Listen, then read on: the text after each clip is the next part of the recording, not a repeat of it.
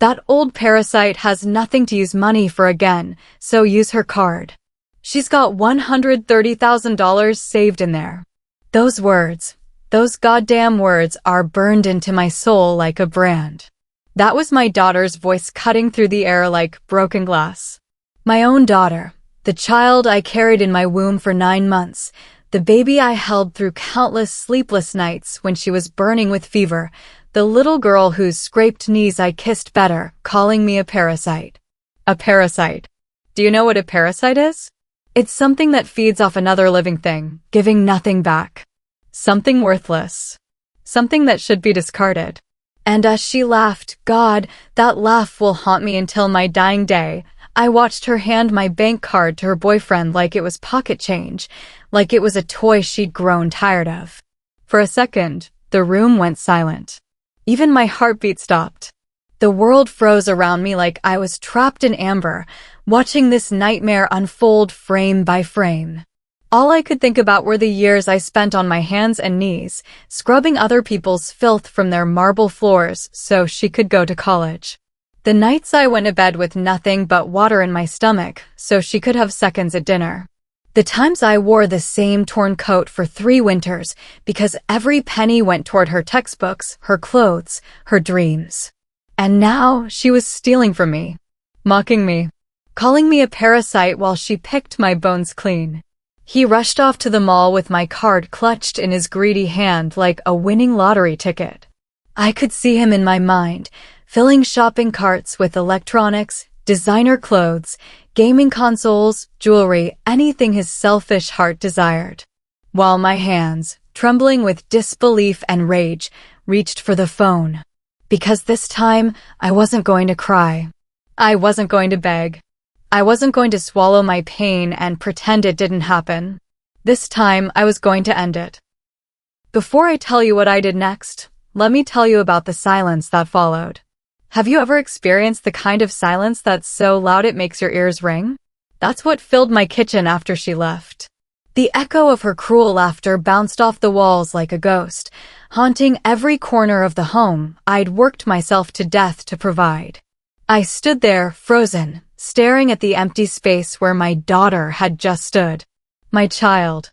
My baby. The person I would have died for without hesitation. And she had just sold me for a shopping spree like I was nothing more than an old piece of furniture at a garage sale.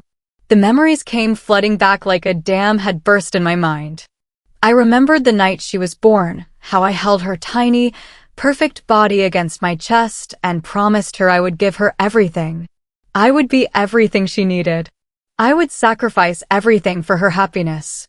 And God help me, I did exactly that. I remembered when she was 7 and came home crying because the other kids made fun of her shoes. They were secondhand, patched up with duct tape because the sole was coming loose. I worked 3 extra shifts that week, my back screaming in agony, my feet bleeding in my worn-out work boots, just to buy her a new pair.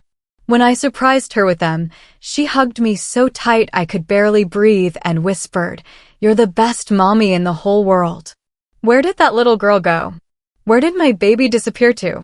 I remembered when she was 15 and wanted to go to summer camp with her friends. The cost was astronomical, $3,000 for 6 weeks. I took on a 4th cleaning job, working 18 hours a day, 7 days a week. I lost 15 pounds that summer because I barely had time to eat. My supervisor at the office building I cleaned threatened to fire me because I kept falling asleep on the job. But I made sure she had that camp experience. She sent me 1 postcard the entire time. 1. It said, "Having fun. Camp is cool. See you later." That was it. 6 weeks of hell for 5 words and a generic mountain landscape. I remembered her high school graduation. I was so proud, sitting in that auditorium in my best dress, which was really just my least stained cleaning uniform that I'd tried to dress up with a cheap scarf. She walked across that stage like a queen, and I cried tears of joy because my baby was going to college. She was going to have the life I never could. The college years nearly killed me. Literally. I developed chronic bronchitis from the chemical fumes at work. My knees gave out from years of scrubbing floors. My hands became arthritic claws from endless hours of washing dishes and folding laundry for families who had more money than they knew what to do with. But I kept going because every semester, every year, every degree brought her closer to freedom. Freedom from poverty. Freedom from struggle. Freedom from being me. When she graduated with her business degree, I was there in the crowd, wheezing from my damaged lungs, but cheering louder than anyone else. She didn't even look for me in the audience. After the ceremony, she took pictures with her friends, her professors, her boyfriend's family. I waited by the parking lot for 2 hours before she finally remembered I existed. "Oh, Mom, there you are," she said, barely glancing in my direction. "We're going to dinner to celebrate. It's kind of a couple's thing, so I drove home alone, ate a peanut butter sandwich for dinner, and went to bed early because I had to be at work at 5 in the morning. Even on her graduation day, I couldn't afford to take time off. But I told myself it was worth it. She was educated now. She had opportunities. She would build a life, maybe start a family, and all my sacrifices would mean something. The money I'd been saving, that $130,000 she called my meaningless hoard, that was going to be her down payment on a house, her wedding fund, her children's college money. That money represented every dollar I didn't spend on myself for 30 years. Every meal I skipped. Every pair of shoes I wore until they had holes. Every winter I shivered because I couldn't afford to turn up the heat. Every time I needed medicine but chose between pills and groceries and chose groceries. Every birthday, Christmas, and holiday where I gave her everything and asked for nothing in return. That money wasn't just numbers in a bank account. It was my life converted into currency. It was my youth, my health, my dreams, all liquidated and stored away for her future.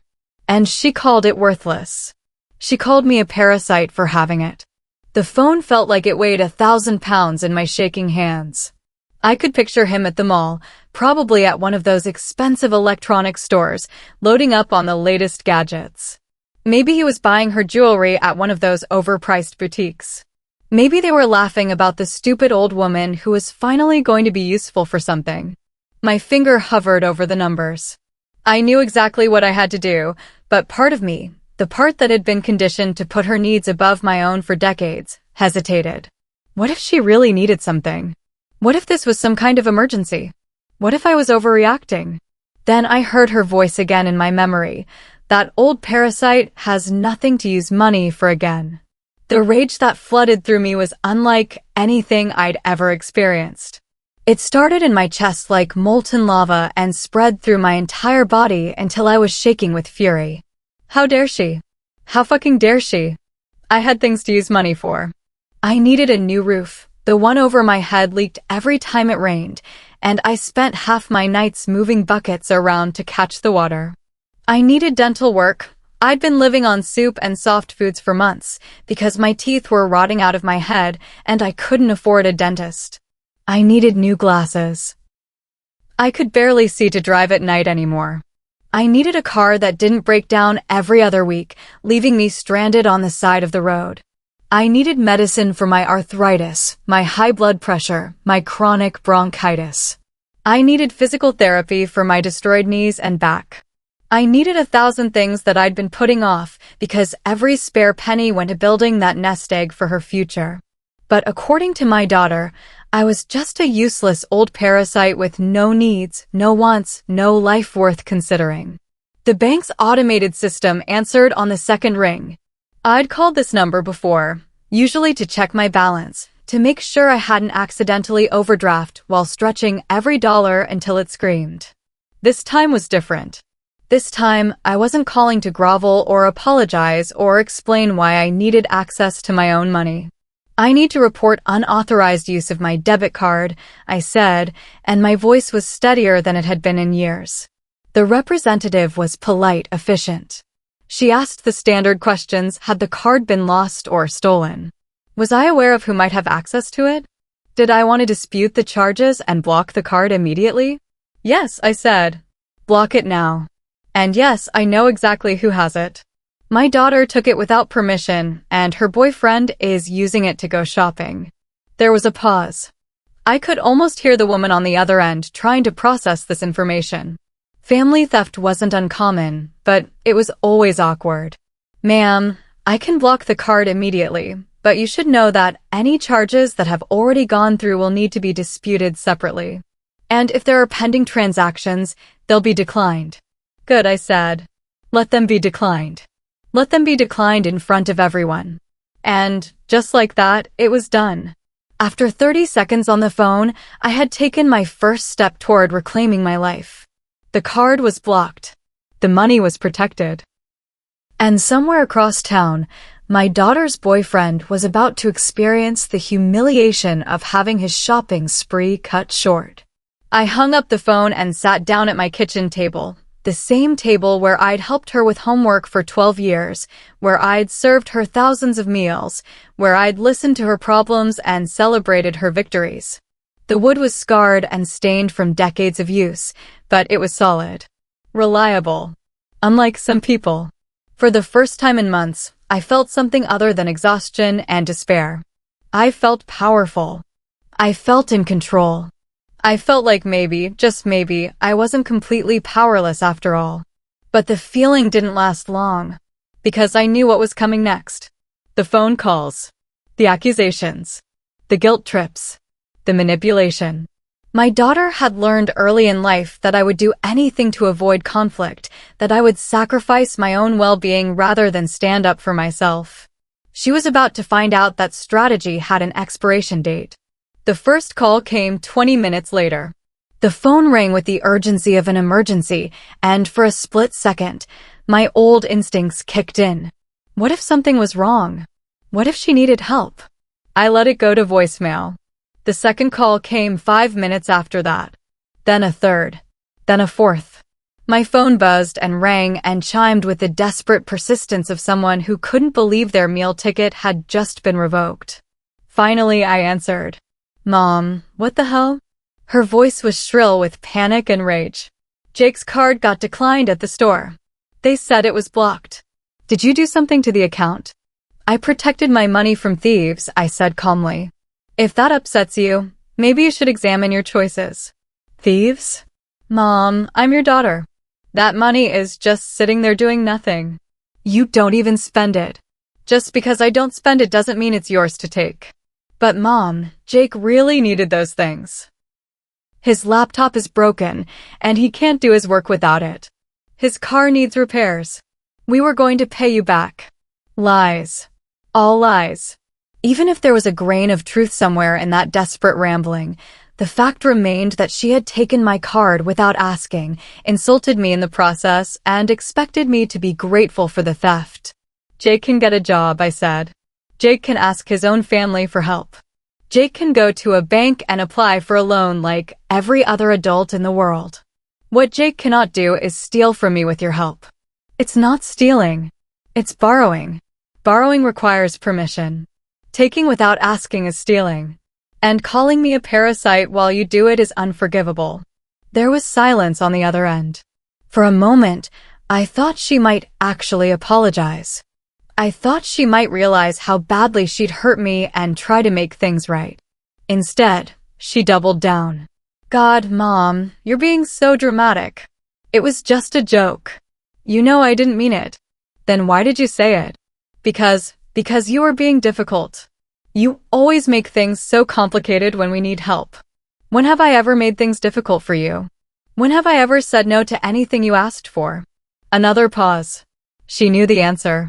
In 32 years of life, I had never denied her anything she truly needed and very little that she simply wanted. I had given her everything, including things I couldn't afford and shouldn't have provided. That's not the point, she said finally. The point is that Jake is embarrassed now. Everyone saw his card get declined. Do you know how humiliating that is? Do you know how humiliating it is to hear your own child call you a parasite? I already said I didn't mean it. But you did mean it. That's the problem. You meant every word, and the only reason you're apologizing now is because your plan didn't work. I could hear her breathing heavily on the other end, working herself up to her next attack. When she spoke again, her voice was cold and calculating. Fine, You want to play games? You want to be selfish? Then maybe Jake and I should move out.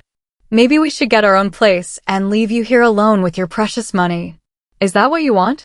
Do you want to die alone in this house because you care more about your bank account than your own family?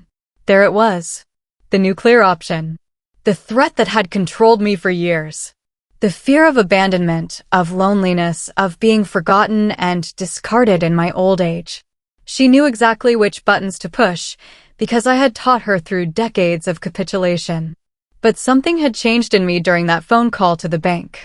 Some fundamental shift had occurred when I finally stood up for myself, and her threats no longer carried the same power. If the only reason you're here is my money, I said quietly, then maybe you should leave. The silence that followed was profound. I don't think she had ever heard me speak to her that way in her entire life. Hell, I don't think I had ever spoken to anyone that way. But it felt right.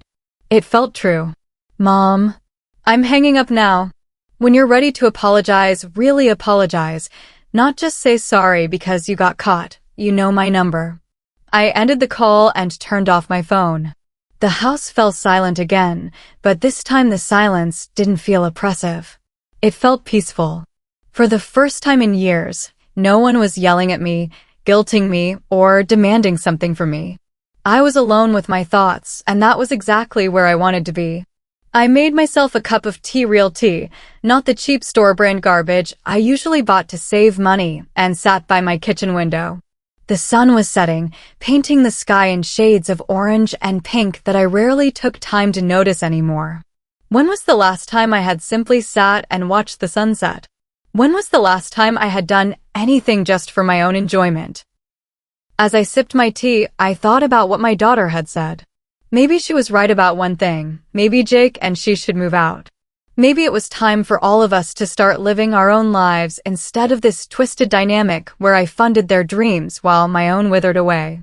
The house was too quiet, but it was a different kind of quiet than before. It wasn't the suffocating silence of defeat. It was the peaceful quiet of possibility. For the first time in decades, I wasn't waiting for someone to need something from me. I wasn't bracing myself for the next crisis, the next bill, the next demand on my time, energy, or money. I was just free. The realization hit me like a physical blow. I wasn't free yet, not completely. They still lived in my house, still expected me to provide for them, still treated me like their personal ATM. But for the first time, I could see a path to freedom. I could imagine a life where my money was my own, where my time was my own, where my choices were made based on what I wanted instead of what others demanded. That night, I lay in bed staring at the ceiling, listening to them come home. I heard hushed, angry voices in the hallway. I heard my daughter's boyfriend, Jake, cursing under his breath about crazy old bitches and ungrateful parents. I heard my daughter shushing him, probably afraid I would hear and kick them out. Maybe I should have felt hurt by his words. Maybe I should have felt guilty for embarrassing them at the store. Instead, I felt vindicated. This was who they really were when they thought I couldn't hear them. This was what they really thought of me. I had spent 32 years being afraid of my daughter's disappointment, afraid of her anger, afraid of losing her love. But what I finally understood that night was that I had already lost her love years ago. What I had been desperately clinging to wasn't love at all, it was dependency. She didn't love me, she loved what I could provide for her. And I was done providing. The next morning, I woke up before dawn, not because I had to be at work, but because I couldn't sleep. My mind was racing with possibilities, with plans, with a future I had never dared to imagine. I made coffee and sat at my kitchen table with a legal pad, writing down everything I could think of.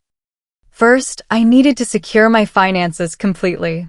The card was blocked, but they still lived in my house and knew all my personal information. I needed to change my passwords, set up new security questions, maybe even change banks entirely.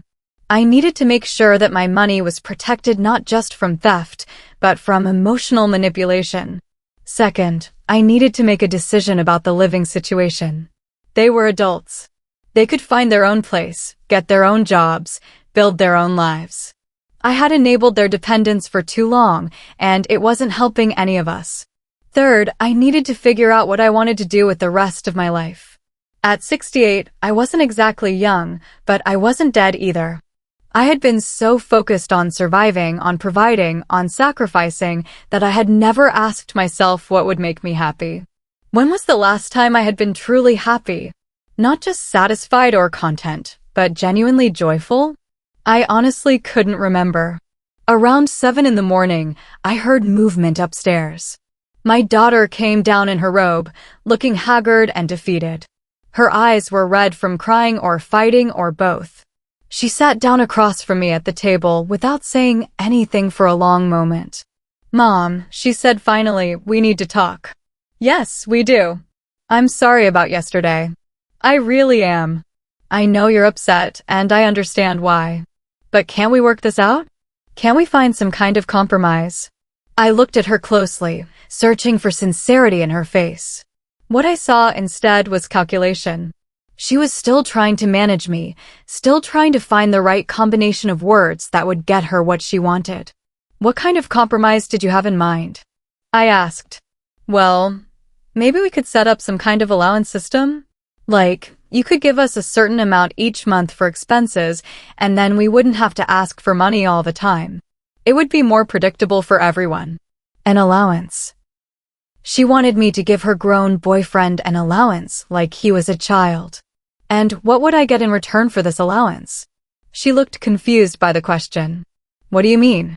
"I mean, what would you and Jake contribute to this household in exchange for me supporting you financially? We live here. We're your family. Living here isn't a contribution, sweetie. It's a consumption. You use electricity, water, heat, food, internet. You take up space. You create mess. You bring nothing to the table except your presence, and yesterday, you made it very clear how little you value my presence in return." Her face flushed red. "That's not fair. We help around the house." When? When do you help around the house?" "I do all the cooking, cleaning, shopping, and maintenance. Jake hasn't worked in 6 months, and you work part-time at a job that pays barely above minimum wage. Where exactly is this help you're referring to?" She was quiet for a long moment, probably running through her mental database of manipulation techniques, trying to find one that would work on this new version of me. "Mom, I know you're angry, but think about this practically. If we move out, you'll be all alone. You're getting older. What if something happens to you?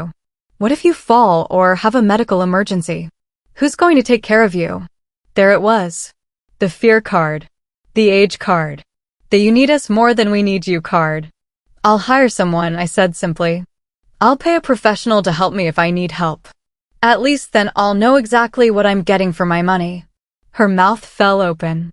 She had never heard me speak with such clarity before, such certainty. For 32 years, I had been wishy-washy, apologetic, constantly second-guessing myself. This new version of me was clearly throwing her off balance. "You would choose strangers over your own family?" "I would choose people who treat me with respect over people who call me a parasite, yes."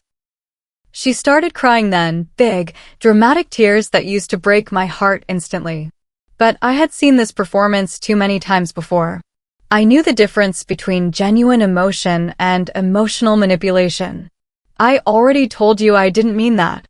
And I already told you that you did mean it. The only thing you didn't mean was for me to hear it. So what, you're just going to throw away our entire relationship over one stupid comment? Our relationship was thrown away a long time ago. I just finally noticed. She stared at me like I had grown a second head. Then her expression shifted from confusion to anger. "Fine," she said, standing up abruptly. "If that's how you want to be, then fine. But don't come crying to me when you're lonely and miserable and have no one left who cares about you." "I'm already lonely and miserable," I said. "At least now I'll be lonely and miserable with my dignity intact." She stormed out of the kitchen, and I heard her stomping up the stairs like a teenager having a tantrum. A few minutes later, Jake came down. He didn't bother with pleasantries. "Look, lady, I don't know what your problem is, but you embarrassed us yesterday. You made us look like idiots in front of everyone at the store. You made yourselves look like idiots when you tried to steal from me. It wasn't stealing. Jesus, you're dramatic. We needed some things, and you have money just sitting there doing nothing. It's not like you were using it. How do you know what I was planning to use it for? He stared at me blankly. It had never occurred to him that I might have plans for my own money. What could you possibly need $130,000 for? You're old. You don't go anywhere or do anything. You don't buy anything except groceries. That's my choice to make, not yours. But it's stupid. Money is supposed to be spent. What's the point of having it if you're just going to hoard it like some kind of dragon? I almost laughed at the irony. He was calling me a dragon for protecting my treasure, while he was the one trying to steal it. The point is that it's mine. I earned it. I saved it. I get to decide what happens to it. And what I've decided is that you don't get to spend it. You're being selfish. Yes, I am. For the first time in my life, I'm being selfish with my own money. How terrible of me. He threw his hands up in frustration. Fine. Whatever. But don't expect us to stick around and take care of you when you get too old to take care of yourself. I don't expect that. In fact, I'm counting on you not sticking around. That shut him up. He looked at me with a mixture of shock and hatred, then turned and walked away without another word. Over the next few days, the atmosphere in the house grew increasingly tense. My daughter and Jake made no effort to hide their resentment. They slammed doors, had loud conversations about how unfair and unreasonable I was being, and generally tried to make my life as unpleasant as possible. But something strange happened. The more hostile they became, the more certain I became that I was doing the right thing. Their behavior proved everything I had suspected about their true feelings toward me. They weren't angry because they loved me and felt hurt by my actions. They were angry because their financial support system had been disrupted. I started making plans. I researched apartments in my area, looked into senior communities, even considered moving to a different city entirely. I had never lived anywhere else, but why not? What was keeping me here besides habit and fear? I called my old friend Margaret, someone I had lost touch with over the years because I never had time for friendships. She was delighted to hear from me and invited me over for coffee. Sitting in her cheerful kitchen, surrounded by photos of grandchildren and travel souvenirs, I realized how empty my own life had become. "You look tired, Josephine," she said gently. "Are you taking care of yourself?" The question brought tears to my eyes. When was the last time someone had asked about my well-being? When was the last time someone had shown genuine concern for my health and happiness? I told her everything. The years of sacrifice, the financial abuse, the insults, the theft attempt. She listened without judgment, occasionally reaching over to squeeze my hand in support. "Oh, honey," she said when I finished. "You've been living in prison, and you've been both the prisoner and the guard. I don't know how to live any other way." "Yes, you do. You just forgot. But I remember the girl you used to be before you became a mother. You were adventurous, curious, full of dreams. You wanted to travel, to write, to learn new things. What happened to that girl?" "She died a long time ago." "No, she didn't. She's just been sleeping. It's time to wake her up." Margaret was right. Somewhere along the way, I had stopped being a person and became just a function, the provider, the caretaker, the bottomless well of resources and energy. I had forgotten that I was allowed to want things for myself. That night, I started making a list of things I had always wanted to do but never could afford or find time for. Travel to Europe. Take a painting class. Learn to play piano. Write the book I had always dreamed of writing. Buy clothes that weren't from discount stores. Eat at restaurants that required reservations. For the first time in decades, I felt excited about the future instead of just anxious about surviving it. The confrontation I had been dreading finally came a week later. My daughter cornered me in the living room, her face set in the determined expression she used when she was preparing for battle. "Mom, this has gone on long enough. You've made your point. You're upset, we get it. But it's time to move on and get back to normal." "This is normal," I said. "This is me standing up for myself." This is you being stubborn and vindictive. Look, I know you think we don't appreciate you, but that's not true. We do appreciate you. We love you. But you're our mother. Taking care of us is what mothers do. I took care of you for 32 years. How much longer do you think I owe you? It's not about owing. It's about family. Family helps each other. When have you ever helped me? We live here. We keep you company. You'd be miserable without us. I'm miserable with you. The words hung in the air like a toxic cloud. She stared at me in shock, as if I had slapped her across the face. You don't mean that. I absolutely mean that. I have been miserable for years, sacrificing everything I wanted and needed so that you could have everything you wanted and needed. And instead of gratitude, instead of love, instead of respect, I get called a parasite and treated like an ATM.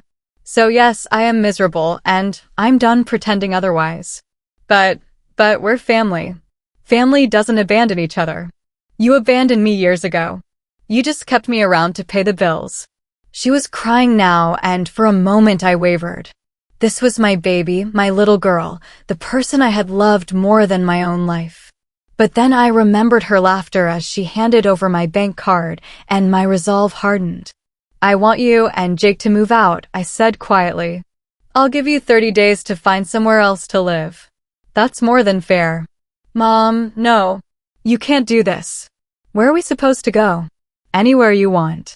The world is full of possibilities when you're young and capable. But we can't afford our own place. Jake's still looking for work, and my job doesn't pay enough. Then Jake better find work quickly. And you might want to look for a better job. Welcome to adulthood. You're really going to throw your own daughter out on the street? I'm going to stop enabling your dependence on me. There's a difference. She pleaded, bargained, threatened, and raged for the next hour. She pulled out every emotional manipulation technique in her arsenal.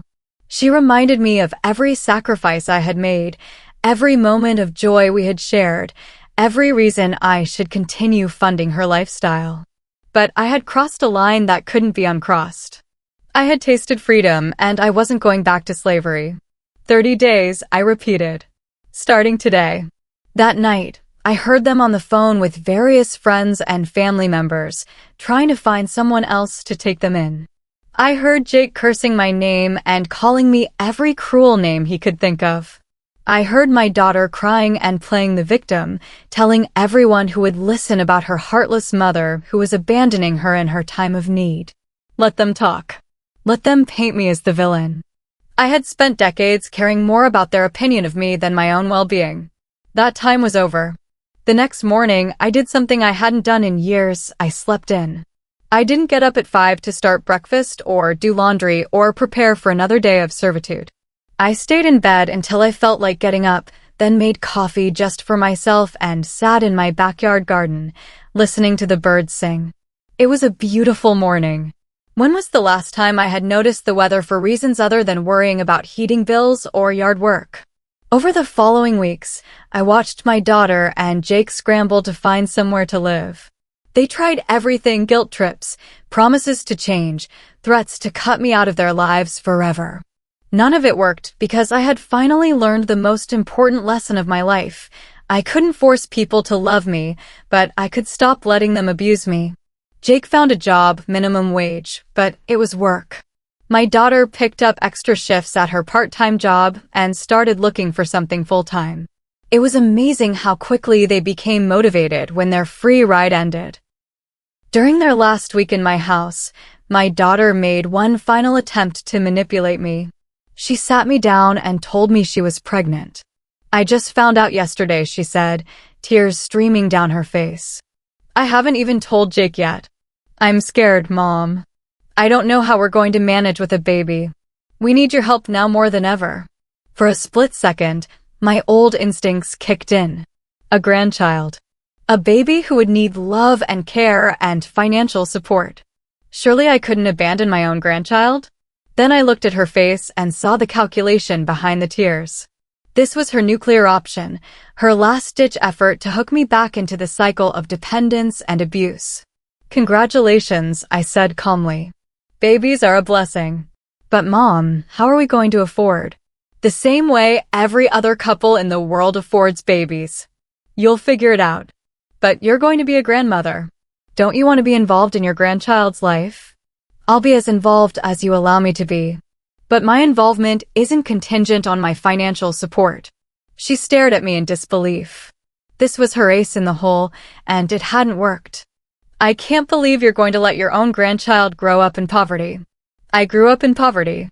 You grew up in poverty. It didn't kill us. Besides, Jake has a job now, and so do you. You're not exactly destitute. But we could be so much more comfortable if you helped us. Comfort is earned, not given. On moving day, I stayed in my bedroom while they packed their belongings. I didn't want to see the accusing looks or hear the muttered complaints. I didn't want to risk second-guessing myself at the last moment. When I heard the front door close for the final time, I came downstairs to an empty house. Their absence was immediately apparent, not just in the missing furniture and belongings, but in the silence. The oppressive atmosphere of resentment and entitlement was gone, replaced by nothing. It was the most beautiful nothing I had ever experienced. I walked through each room, really seeing my home for the first time in years. It was shabby and outdated, but it was mine. Every stick of furniture, every picture on the wall, every dish in the kitchen, all mine. No one could take them, use them, break them, or demand that I replace them. That night, I ordered takeout from an expensive Italian restaurant, something I would never have done when I was feeding 3 people on a budget. I opened a bottle of wine that had been gathering dust in my cabinet for years, waiting for a special occasion that never came. I was the special occasion. As I sat at my kitchen table, eating real Parmesan cheese and drinking wine that cost more than $20, I felt something I hadn't experienced in decades. Peace. Not happiness, not yet, but peace. The constant anxiety, the walking on eggshells tension, the exhaustion of always being on guard, all of it was gone. For the first time in 32 years, I was alone with my own thoughts, and I liked what I found there. The weeks that followed were a revelation. I discovered that I actually enjoyed my own company. I could read books without interruption, watch whatever I wanted on television, eat meals at my own pace. I could take long baths without someone pounding on the door, needing something urgently. I started taking better care of myself. I made doctor's appointments I had been putting off for years. I got my eyes checked and bought new glasses. I saw a dentist about the tooth pain I had been ignoring. I even bought new clothes. Not practical, durable clothes from discount stores, but pretty clothes that made me feel attractive. I looked in the mirror one morning and saw a stranger staring back at me. She was older, certainly, with gray hair and lined skin. But her eyes were clear and alert instead of tired and defeated. Her posture was straight instead of bent under the weight of endless burdens. She looked alive. About a month after they moved out, my daughter called. I almost didn't answer, but curiosity got the better of me. Mom, I just wanted to let you know that we found a nice apartment. It's small, but it's clean and safe. Jake's working full-time now, and I got promoted to assistant manager at my job. That's wonderful. I'm proud of you both. There was a long pause. I think she was expecting me to ask about the baby, or offer to help with furniture, or somehow indicate that I was weakening in my resolve. The baby is healthy, she said finally. I'm almost 3 months along now. I'm glad to hear that. Another pause. Mom, I've been thinking a lot about what happened. About the things I said and did. I want you to know that I'm sorry. Really sorry. Not because I want something from you, but because I know I hurt you. I waited for the but. There was always a but. I don't know when I stopped seeing you as a person and started seeing you as just a provider. That wasn't fair to you. You deserved better from me. There was no but. She actually sounded sincere. Thank you, I said quietly. That means more to me than you know. I miss you, she said, and I could hear tears in her voice. I miss talking to you, spending time with you. I know I messed up, but do you think maybe we could try again? Differently this time. I thought about it for a long moment. Did I miss her? Parts of her, yes. I miss the daughter who used to tell me about her dreams, who asked for my advice, who sometimes just wanted to sit and talk. But I didn't miss the person who saw me as nothing more than a bank account with legs. I'd be willing to try, I said carefully. But things would have to be different. I won't go back to the way things were. I understand. I don't want to go back either. I want to have a real relationship with you, not just whatever that was. We talked for another hour. She told me about her job, her pregnancy, the apartment they had found. I told her about the changes I was making in my own life, the plans I was forming for my future. We talked like two adults having a conversation, not like a parent and child locked in a cycle of dependence and resentment. When we hung up, I felt cautiously optimistic. Maybe it was possible to rebuild our relationship on a foundation of mutual respect instead of financial obligation. Maybe my grandchild would grow up knowing a grandmother who was a whole person, not just a source of emergency funds. Or maybe this was just another manipulation, more sophisticated than the others. Time would tell. Either way, I was no longer afraid of the outcome. I had learned to live without her approval, without her presence, without her love.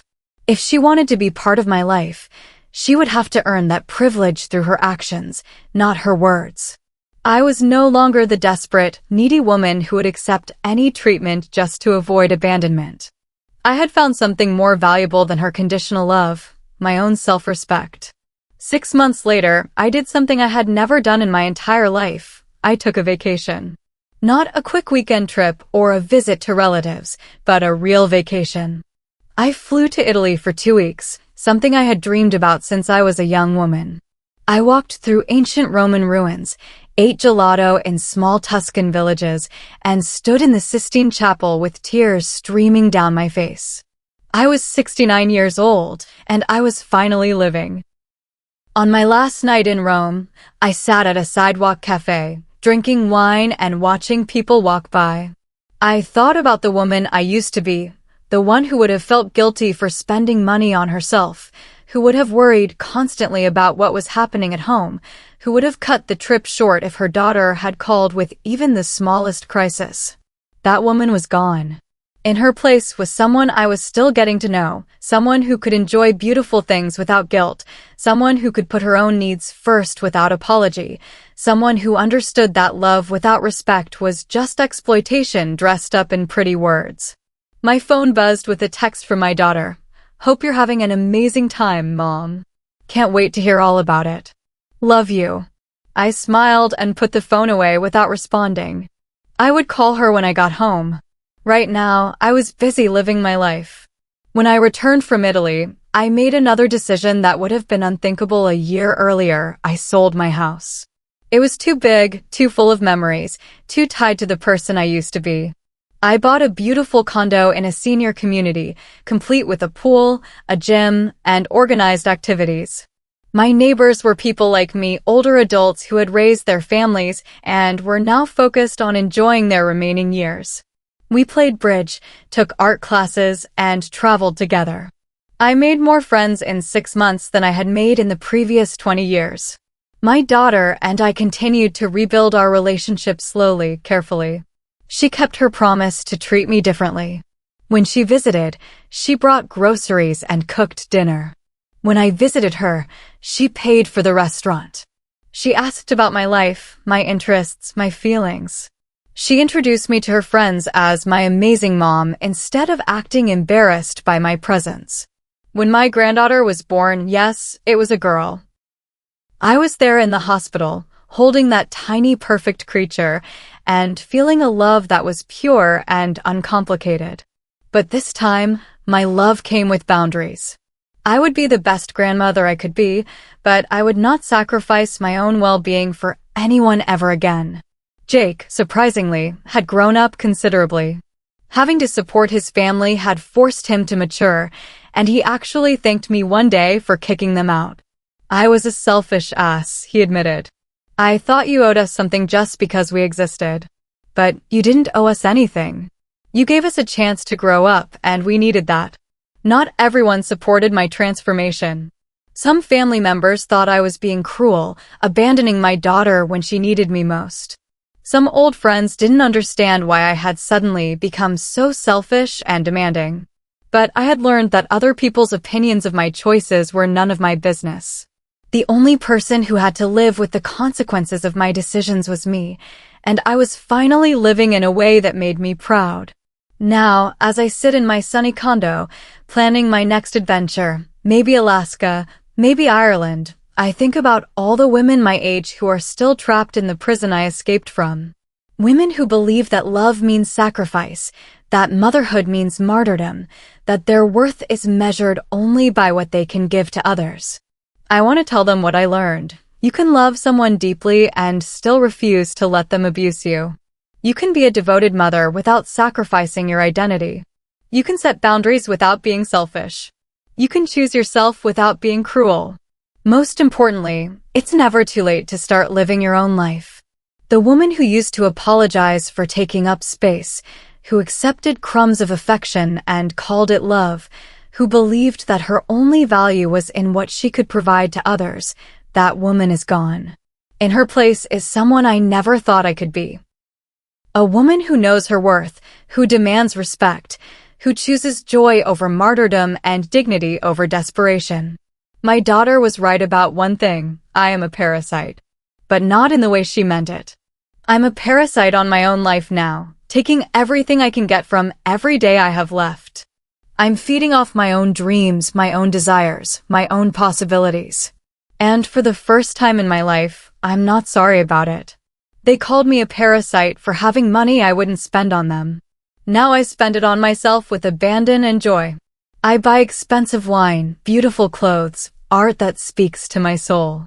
I travel to places that fill me with wonder. I take classes that challenge my mind. I surround myself with people who appreciate my company for who I am, not what I can give them. Every dollar I spend on my own happiness is a small act of rebellion against the woman I used to be, the woman who believed that her needs didn't matter, that her dreams weren't worth pursuing, that her life was only valuable in service to others. That old parasite has plenty to use money for now. She has a whole life to live.